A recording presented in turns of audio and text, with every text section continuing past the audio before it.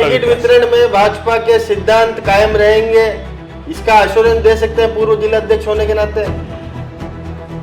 Ticket वितरण में जो नॉर्म्स प्रदेश बनाए हैं, सिद्धांत जो आपके पुराने नेताओं ने बनाए, अटल जी ने, आडवाणी जी ने, भैरव सिंह जी ने, उन सिद्धांतों पर कायम रहेगी क्या पार्टी?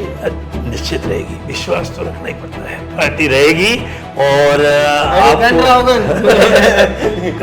आप मेरा ऐसा मान्यता है कि मैं जिलाध्यक्ष रहा हूँ, मैंने 2 बोर्ड के चेयरमैन को बनाया, मैंने पहला जिलाध्यक्ष हूँ जिन्होंने मंडल अध्यक्ष के माध्यम से पार्षदों का चयन किया है। 3-3 का पैनल बना करके हमने जो दिया, मंडल अध्यक्ष ने जो तत्कालीन मंडल अध्यक्ष ने जो नाम दिए 3 का पैनल, उस 3 के पैनल में से ही सिलेक्शन किया। एक भी व्यक्ति का, एक भी कार्यकर्ता का उससे बाहर सिलेक्शन नहीं हुआ। क्यों? क्योंकि इसमें ईमानदारी सुनिश्चित थी, स्पष्ट थी।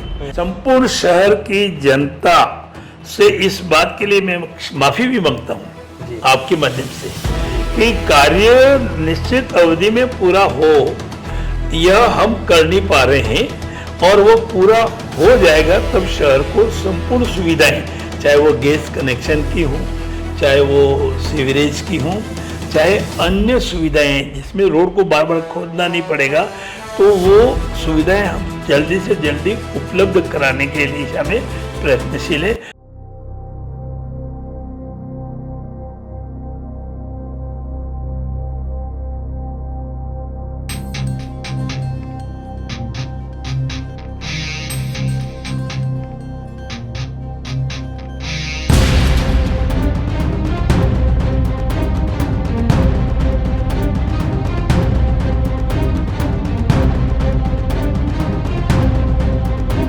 नमस्कार, मैं मयूर अलवेला और आप देख रहे हैं अलवेला राजस्थान न्यूज और हमारा खास कार्यक्रम उदयपुर की सत्ता का महासंग्राम, कौन बनेगा महापौर। आज के जो शख्सियत हमारे साथ है वो किसी परिचय के मोहताज नहीं, सियासत के वो किरदार जिन्होंने हमेशा अपने असूलों के दम पर जो है राजनीति करी। उनके लिए मैं एक मशहूर शायर का शेर गुनगुनाना चाहूंगा कि तख्त मिले तो ठीक, तख्त मिले तो ठीक, ना मिले तो कोई गम नहीं, ना मिले तो कोई गम नहीं, हमें अपनी नजर में गिनना मंजूर नहीं। जी हाँ, उदयपुर शहर भाजपा के पूर्व जिला अध्यक्ष दिनेश जी भट्ट साहब, अपनी वफादारी के लिए जाने जाने वाले नेता गुलाब चंद जी कटारिया साहब के अजीज शिष्यों में से एक दिनेश जी भट्ट साहब हमारे साथ मौजूद हैं। सबसे पहले चैनल पे बहुत बहुत स्वागत है साहब आपका। आपके चैनल के प्रति आभार व्यक्त करता हूं और आप चैनल के माध्यम से आपकी बात को आगे रखने की कोशिश करूंगा। जी भट्ट साहब, प्रश्नों का सिलसिला चालू करें उससे पहले दर्शकों को भी बता दें कि हमेशा जब बात की जाती है भाजपा के अंदर एक मजबूत ब्राह्मण चेहरे की, तो दिनेश जी भट्ट साहब एक मजबूत ब्राह्मण चेहरे के रूप में हमेशा से राजनीति में सक्रिय रहे। और इस बार अनारक्षित ओपन सीट खुलने के साथ ही, क्योंकि पार्टी में जिला अध्यक्ष जो है वो राजपूत समुदाय से आते हैं, विधायक जो है वो जैन समुदाय से आते हैं, ऐसे में अगर महापौर बनने का मौका भारतीय जनता पार्टी 7वीं बार अगर उस किले को फतेह करती है तो दिनेश जी भट्ट साहब भी हो सकता है कि अगले महापौर हो। यह आपका सोच बिल्कुल सही है। पार्टी संगठन अपने विचारों के लिए जिन कार्यकर्ताओं को आगे बढ़ाता है उस समाज के लोगों का चयन भी करता है। उसमें से जो प्रक्रिया सामने आती है उसमें चयन एक प्रक्रिया, ऐसी प्रक्रिया है जिसमें जनता के सामने संदेश देने के लिए कुछ कार्य, कुछ विशेष वर्ग को साथ में लेना होता है। तो आपने जो कहा है उसका उपयोग किया जाता है जी। उसमें से पार्टी संगठन चाहे तो यह अवसर प्रदान कर सकती है। बाकी संगठन के अपने निर्णय होते हैं, अपनी एक प्रक्रिया होती है, पार्षद चयन किए जाते हैं और पार्षद चयन करने के बाद पार्षद का जो बहुमत होता है उस नाम को प्रदेश के पदाधिकारी जो इसके लिए नामित होते हैं वो इसकी घोषणा करते हैं। यह तो एक प्रक्रिया है और इस समय सातवीं बार भारतीय जनता पार्टी का बोर्ड बने ऐसा प्रयत्न किया जा रहा है और उसमें कोई संदेह नहीं कि अब बोर्ड सातवीं बार भी भाजपा का बनेगा। इसके पीछे संगठन शक्ति बड़े आधार है जी। संगठन शक्ति के कारण से ही इतने पुराने सत्तारूढ़ दल को 6 बार चुनाव में हराया है। 6 बार चुनाव में जाति विशेष का वर्णन न करते हुए भी सामने वाले विपक्ष ने जो भी प्रयोग किए होंगे उन सबको नेस्तनाबूद करते हुए पार्टी संगठन कार्यकर्ताओं के परिश्रम के कारण से नेतृत्व की ईमानदारी पहल के कारण से 6 बार भारतीय जनता पार्टी का बोर्ड बना है। निस्ते नाबूद आपने उनके हमेशा इरादों को करा, उनकी कोशिशों को करा, पर इस बार जो है कार्यकर्ताओं की भावनाओं को भी निस्ते नाबूद जो है भारतीय जनता पार्टी के कई पदाधिकारी करना चाह रहे हैं। जो वर्तमान में आपकी पार्टी का एक सिद्धांत है, एक पद एक व्यक्ति, इस पर ये आपके शायद पंचशील सिद्धांतों में से एक सिद्धांत है। अगर कोई मंडल अध्यक्ष रहते हुए, कोई संगठन में पदाधिकारी रहते हुए, बड़े बड़े पदाधिकारी, महामंत्री तक जैसी जो पद है, वो भी अगर टिकट की दौड़ में होंगे तो ये क्या मैसेज जाता है आम कार्यकर्ता के? मान्यवर, ये अभी नई बात सुनने को आ रही है कि वे सब लोग भी जो संगठन का नेतृत्व करते हैं वे सत्ता की राजनीति में मूल दावेदारी पर आए हैं। मेरा ऐसा मान्यता है कि मैं जिलाध्यक्ष रहा हूं, मैंने 2 बोर्ड के चेयरमैन को बनाया। मैंने पहला जिलाध्यक्ष हूं जिन्होंने मंडल अध्यक्ष के माध्यम से पार्षदों का चयन किया है। 3-3 का पैनल बना करके हमने जो दिया, मंडल अध्यक्ष ने जो तत्कालीन मंडल अध्यक्ष ने जो नाम दिए 3 का पैनल, उस 3 के पैनल में से ही सिलेक्शन किया। एक भी व्यक्ति का, एक भी कार्यकर्ता का उससे बाहर सिलेक्शन नहीं हुआ। क्यों? क्योंकि इसमें ईमानदारी सुनिश्चित थी, स्पष्ट थी। क्योंकि मुझे पावर था, मैं जिलाध्यक्ष हूं, तो मैं सोचूंगा, मैं निर्णय करूंगा और मेरे निर्णय से मैं भी कुछ अपने लोगों को संगठन के माध्यम से मोबिलाइज करूंगा। मौका फिर कब मिलेगा? मैंने ऐसा नहीं सोचा। मैंने ऐसा सोचा कि जिस मंडल अध्यक्ष को काम की जिम्मेदारी दी जा रही है उसकी भूमिका ज्यादा महत्वपूर्ण है जिलाध्यक्ष की भूमिका से। जी।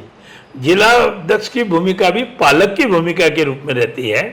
तो मैं ये मान के चलता हूं कि संगठन में मंडल अध्यक्ष जैसी महत्वपूर्ण कड़ी को सभी चुनाव की दृष्टि से जोड़ दिया जाए तो संगठन को हानि होगी जी, लाभ नहीं होगा। और उन्हें संगठन कार्य के लिए ही लगाया जाए। और कुछ चयनित हो सकते हैं जिनको लगता है कि भी ये सिलेक्शन में किसी मापदंड में आते हों, तो 1 या 2 का सिलेक्शन किसी बात में हो सकता है। ये उदाहरण नहीं बन सकता है। उदाहरण बनता तो हमारे सामने बनता। हमने तो मंडल अध्यक्ष जो केवल नाम मात्र मंडल अध्यक्ष नहीं होता है, मंडल अध्यक्ष निर्णय करने वाला मंडल अध्यक्ष, ऐसा हमने बनाया 12 मंडल अध्यक्षों को और उसी दिशा में हमने काम किया। मेरी राय में से मंडल अध्यक्ष जैसे महत्वपूर्ण पद को चुनाव की दृष्टि से अलग रहना चाहिए। जी। अच्छा, अब एक मुख्य सवाल आपसे कि 30 वर्षों से है आपकी पार्टी जो है सत्ता पर काबिज है शहरी सरकार में। राजस्थान के अन्य शहरों में कई बार आप प्रभारी बन के भी जाते हैं, कई बार घूमने की दृष्टि से भी आप गए होंगे। क्या हम उदयपुर को अन्य शहरों की तुलना में हम लोगों ने सर्वांगीण विकास कर पाए उदयपुर शहर का? जी, आपका प्रश्न बहुत वाजिब है और मैं आपको अनेक उदाहरणों से ये सिद्ध कर सकता हूं कि एक विजन लेकर के हर बार हम चुनाव क्षेत्र में जाते हैं। जनता को हम बताते हैं कि रेल सेवा से इतने लोगों को जोड़ेंगे तो हम प्रयत्न करेंगे, खाद्य सामग्री से इतने लोगों को जोड़ेंगे तो हम प्रयत्न करेंगे। हम यह तय करेंगे कि क्या विकास करना है शहर में, पर्यावरण की दृष्टि से किसी प्रकार का नुकसान ना हो, आम जल को जल, बिजली, इन सुविधाओं से जनता को तकलीफ नहीं उठानी पड़े। ऐसे सारे मुद्दों को लेकर के हम जाते हैं। विशेषकर उदयपुर वीरों की भूमि है, इतिहास, पराक्रम का इतिहास रहा है। भक्ति का इतिहास रहा है, तो विकास का भी इतिहास रहा है। यहाँ 4 हाईवे अपने आप को जोड़ते हैं, अपने आप को शहर को जोड़ते हैं, इसलिए विकास को तो हमने बढ़ाया है, पर वो विकास आपकी दृष्टि से या जनता की दृष्टि से समुचित न हो तो उसमें कोई कमी रहेगी तो बढ़ाने का प्रयत्न करेंगे, अच्छा करने का प्रयत्न करेंगे। जी, शहर में कई मूलभूत सुविधाओं की कमी हमें लगती है। हमें लगता है कि भाई दूसरे शहरों के बनिस्पत जो है हमारे शहर में, इंदौर को ही देख लीजिए, वहाँ पर हम स्वच्छता की बात हम लोग कई बार करते हैं, पर हमारे शहर में आज भी हम स्वच्छता को लेकर कई बार बात कर चुके हैं, पर स्थिति जस की तस है। झीलों की नगरी में हम लोग रहते हैं, पर एक दिन छोड़ के एक दिन पानी आना, ये कितनी बड़ी विडंबनाएं हैं इस शहर की।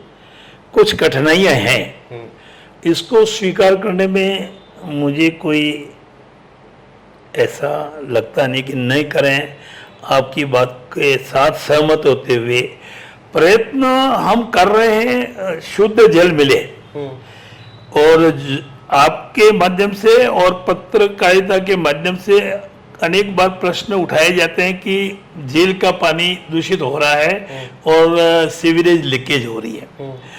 उसको मरम्मत करने का अधिकारियों के माध्यम से, जिला प्रशासन के माध्यम से बराबर का प्रयत्न होता है, लेकिन कहीं न कहीं जो सीवरेज डाली गई है पानी के अंदर, इसमें कुछ कमी रह गई है और उसको दुरुस्त किया जाता है।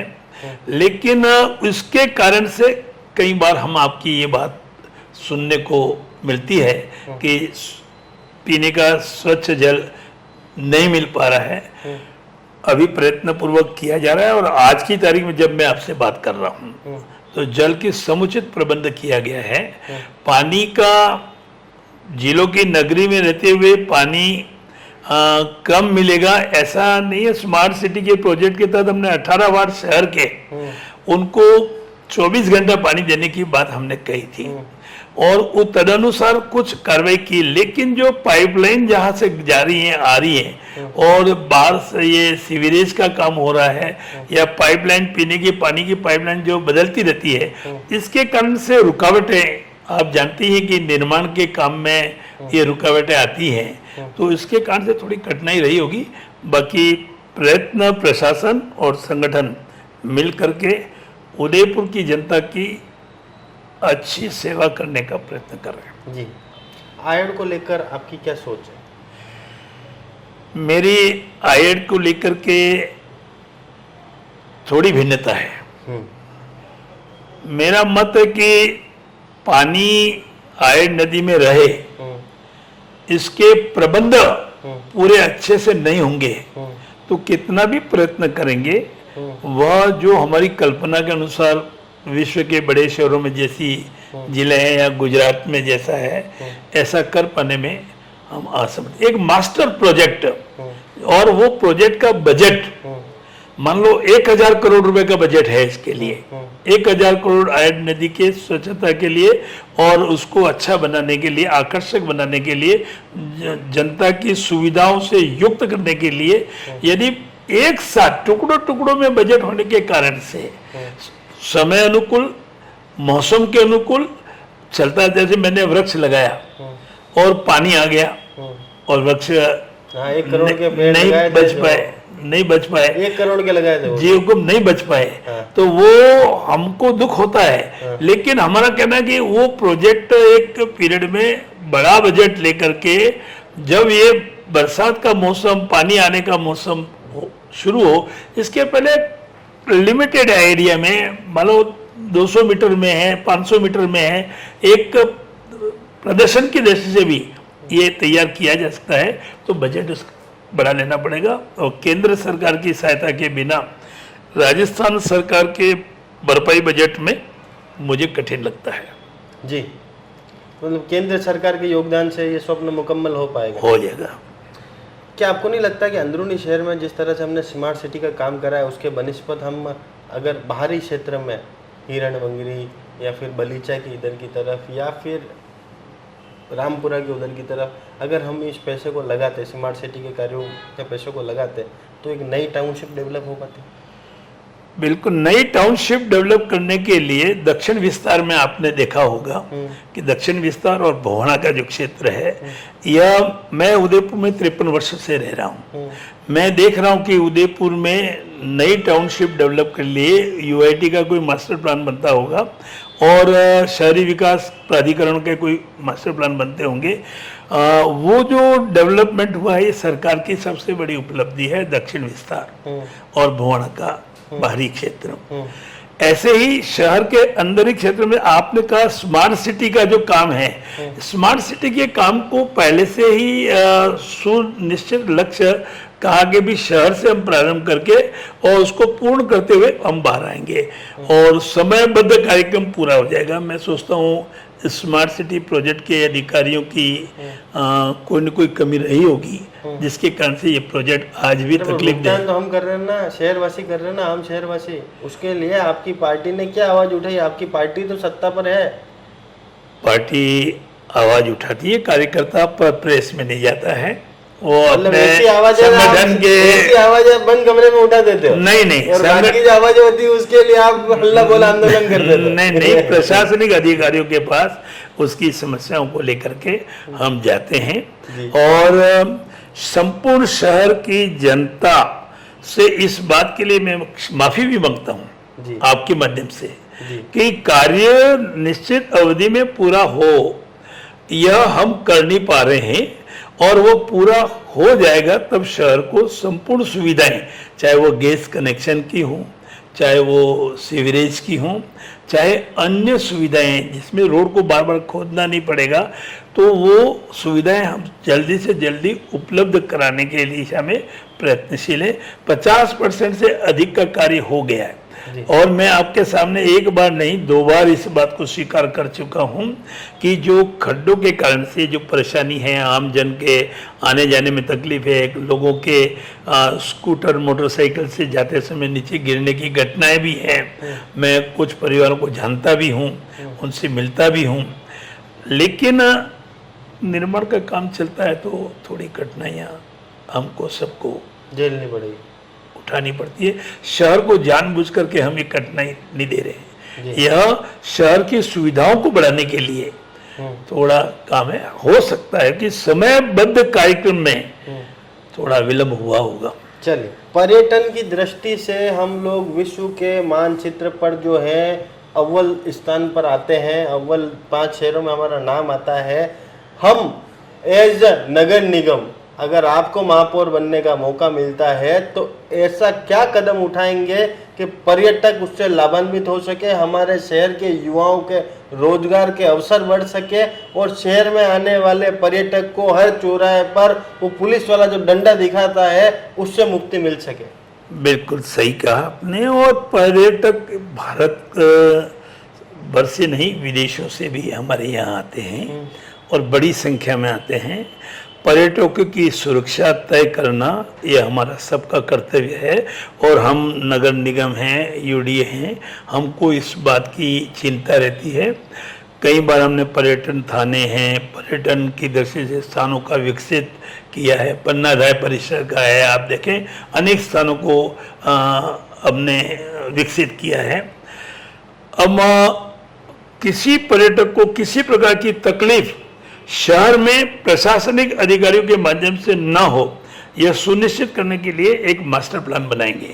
पार्टी की योजना में हम हमारे जब मैनिफेस्टो लेके जाएंगे निगम के चुनाव में, तो हम अपनी बात को अच्छे से रखेंगे और उसी अनुसार अगर अवसर मिलता है सबको इस काम को पूरा करने के लिए तो हम निश्चित रूप से करेंगे। हम निराश अवसर मुझे लग रहा है, मेरे दिल की मतलब वो कह रहे हैं, वो आपका दिल कह रहा है और संगठन की व्यवस्था भी है, उसको भी हम सोशल इंजीनियरिंग की बहुत बड़ी जगह है राजनीति के अंदर। बिल्कुल नहीं, और बहुत सही चिंता की है। एक अलबेला चैनल ने केवल अपनी बात रखने के लिए नहीं की है, तो ये मैं सोचता हूँ कि पूरे शहर के उन समस्त सक्रिय जनता के नागरिकों को आपने उनकी अभिव्यक्ति की है और हम उस अभिव्यक्ति को पूरा करने के लिए निश्चित रूप से काम करेंगे। अभी शहर में पर्यटन की दृष्टि से कोई ऐसी बात जिसमें उनको नुकसान, थोड़ी बहुत कोई घटनाएं होती हैं जो हमारे शहर को बदनाम करती है। हमारे जन नेता जितने भी रहे हैं सभी के मन में भी ये विकास पर्यटन की दृष्टि से चिंता रहती है, और निश्चित रूप से पर्यटक को ही आनंद नहीं मिलता है, उससे जुड़े सारे लोगों को जी, रोजगार छोटा से छोटा टेम्पो चालक है उसको भी मिलता है, छोटा गाइड काम करता है उसको भी मिलता है, और कोई छोटी सामान की रखवाली करता है उसको भी मिलता है।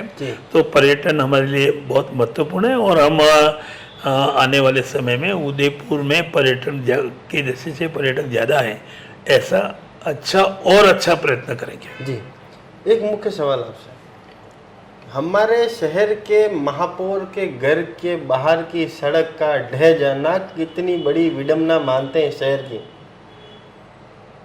मैं तकनीकी दृष्टि से निर्माण के समय रही कमी को मैं इसका जिम्मेदार बताता हूँ, और जिम्मेदारी जिन लोगों की है उनको इस जिम्मेदारी का एहसास कराने के लिए हमने आग्रह भी किया है, बताया भी है कि ऐसा क्यों हुआ, और इस प्रकार की घटना से हमारे कार्य की विश्वसनीयता पर संदेह पैदा होता है। भविष्य में इस प्रकार की घटना न हो ऐसा प्रयत्न करने का। जी, लंबे समय से जो अधिकारी नगर विकास प्राधिकरण या नगर निगम में काबिज है, क्योंकि अवधि 3 वर्ष की होती है, उसके बावजूद वो 1 महीने तो बाहर रह के आ जाते हैं, फिर वापस उदयपुर आ जाते हैं, अपना ट्रांसफ़र करा देते हैं अपने रसूख या अप्रोच के आधार पर। उन अधिकारियों के ऊपर महापौर बनने पर किस तरह से नकेल कसेंगे, और आपका क्या रुख है उनके प्रति? मैं स्पष्ट मानता हूं कि किसी भी अधिकारी को उसको 3 वर्ष की निर्धारित अवधि से अधिक समय नहीं रहना चाहिए जी, और उसी महकमे में नहीं रहना चाहिए। उस महकमे में रहेगा तो जब पानी रुक जाता है तो थोड़ी सी इसमें गंदगी मेलापन बढ़ जाता है। निश्चित रूप से इस दिशा में प्रयत्न करेंगे। हमने जितना भी करप्शन की दृष्टि से जितना समाचारों में मिलता है उसकी कार्रवाई की है। विधायक ताराचंद जी जैन ने, भाई फूलचंद जी मीणा ने इस दिशा में भी प्रयत्न करते हुए प्रयत्न किए हैं, सरकार को बताया है। कुछ अधिकारियों के स्थानांतरण हुए हैं।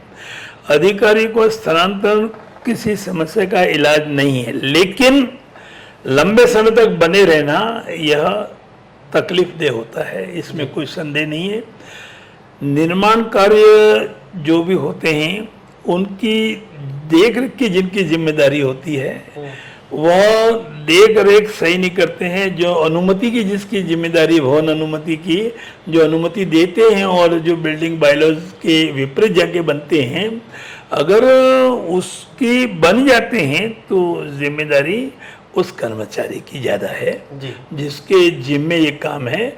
और ये बड़ा शहर है और रेवेन्यू की दृष्टि से भी हमारी नगर निगम, हमारा यूडीए कमज़ोर नहीं है और आत्मनिर्भर है।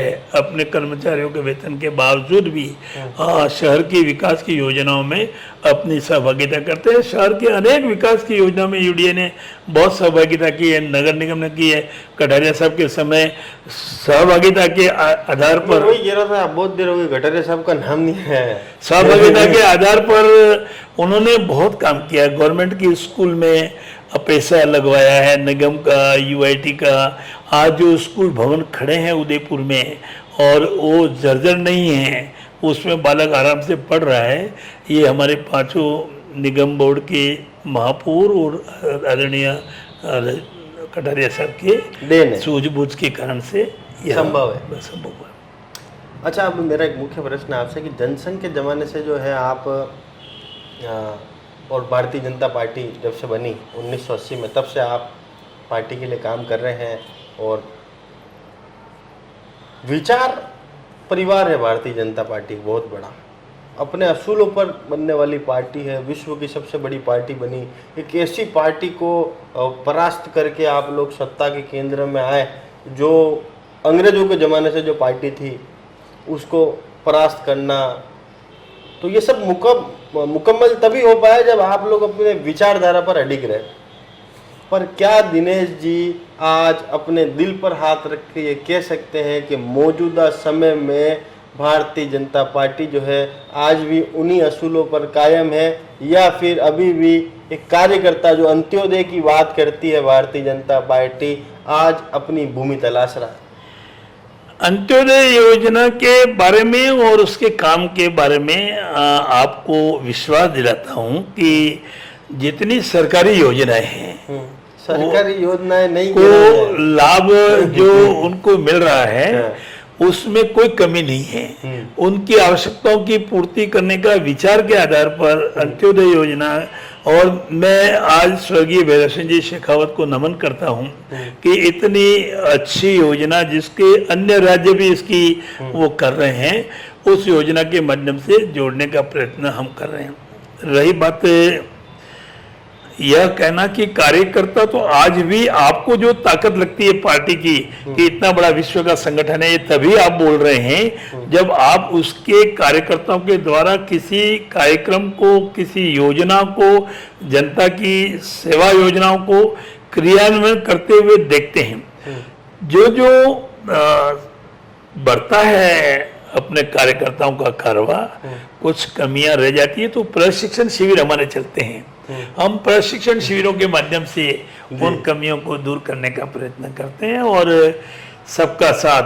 क्या टिकट वितरण में भाजपा के सिद्धांत कायम रहेंगे, इसका आश्वासन दे सकते हैं पूर्व जिला अध्यक्ष होने के नाते? टिकट वितरण में जो नॉर्म्स प्रदेश बनाए हैं, सिद्धांत जो आपके पुराने नेताओं ने बनाए, अटल जी ने, आडवाणी जी ने, भैरव सिंह जी ने, उन सिद्धांतों पर कायम रहेगी क्या पार्टी? निश्चित रहेगी, विश्वास तो रखना ही पड़ता है। पार्टी रहेगी और आप बिल्कुल सही हैं और बहुत जागरूक पत्रकार हैं, क्षेत्र में घूमते हैं इसलिए आपको मालूम है। पर हमारे कार्यकर्ता जो पार्टी की मेंबरशिप लेता है, बहुत सामान्य कार्यकर्ता है, मेंबरशिप लेता है और उसको विचारों से जोड़ करके एक आत्मनिर्भर देशभक्त कार्यकर्ता निर्माण, मनुष्य का निर्माण ही कठिन है।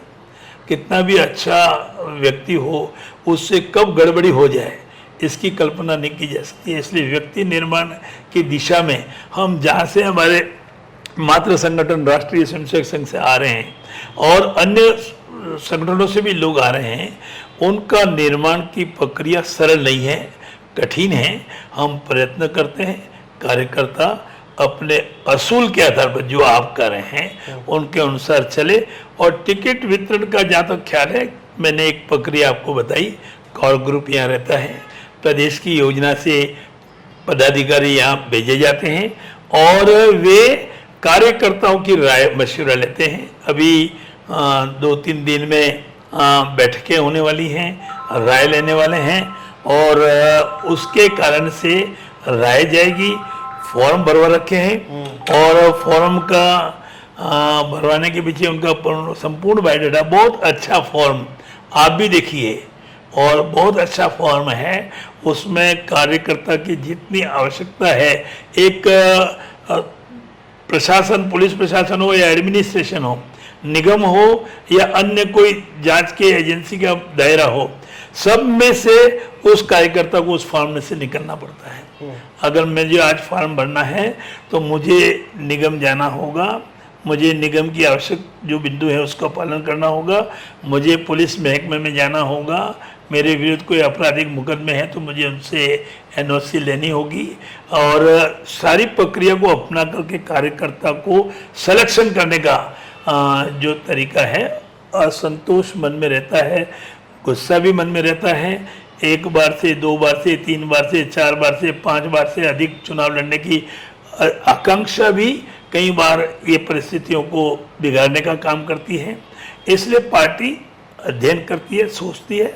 निश्चित रूप से आपके मन में जब आप गले की सौगंध खा रहे हैं तो आपके मन के अनुसार भी और संगठन की नीति के अनुसार भी हम उसको पूरा करेंगे, ऐसा विश्वास है। जी, तो ये थे दिनेश जी भट्ट साहब, जिन्होंने बिल्कुल स्पष्ट तौर पर यहाँ पर कहा कि भारतीय जनता पार्टी आज भी अपने सिद्धांतों पर कायम रहने वाली पार्टी है।